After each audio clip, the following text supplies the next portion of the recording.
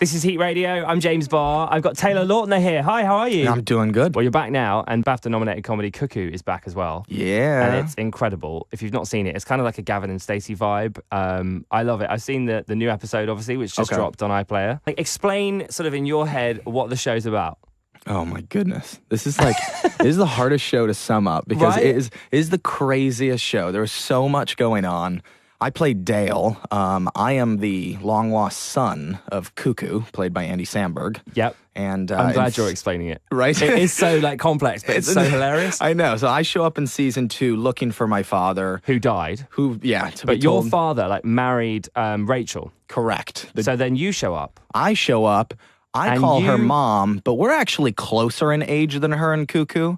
So we have some sexual chemistry as well. Well, actually, don't you actually have more than just chemistry, right? Yes. Which is odd, because she's your mum. It is. Well, she's your stepmom. It's insane. Yes, she's my stepmom. If that's what you'd call it. It's horrible, because it's like me imagining my stepmom. And I can't go there. That's a good thing. Yeah.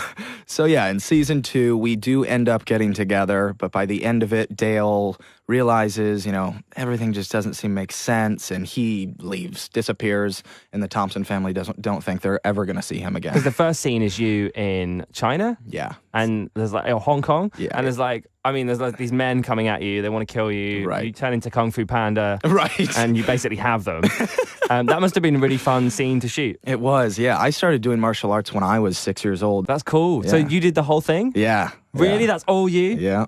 No, I don't believe you. Really? Yeah. There's no stuntman in there. That's 100% you. That's 100% me. Wow. Yeah, when That we is had awesome. to choreograph the whole thing in one day and then film the whole thing in one day. It was madness. We should talk about Twilight as well. Okay. Because obviously, that was insane. And talk about bod goals. I only just found out in an interview with you recently that that originally they weren't going to put you in the second film. They were going to get someone else to do that. Right. Yeah. My character, Jacob Black, goes through such a huge transformation, a physical transformation between the first book and the second.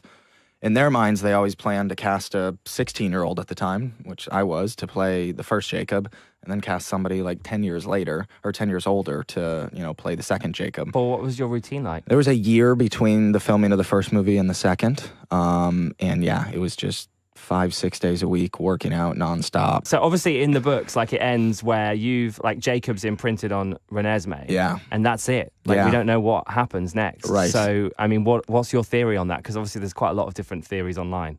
Yeah. Do you think they become friends?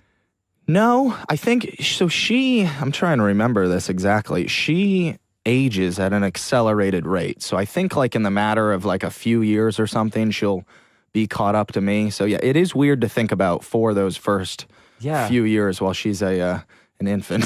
Right. What the hell happens?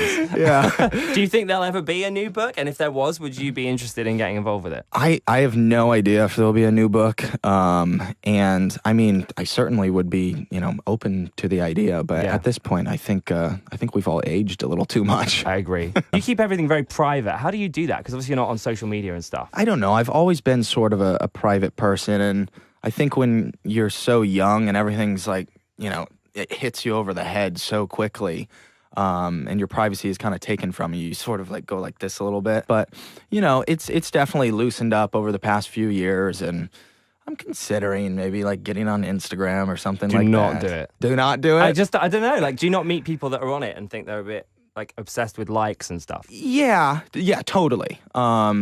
I would definitely need to control myself, but it's, I do enjoy connecting with the fans some way, other than just actually meeting them in person, which is the best. But so I'm open to the idea. Okay, so we could see you on Instagram soon. Possibly. Oh my God, very exciting. How soon? This year? I don't know. Haven't even thought about that. Taylor Lautner, it's been great to have you on Heat. Thank you. Thanks for having me. Woo!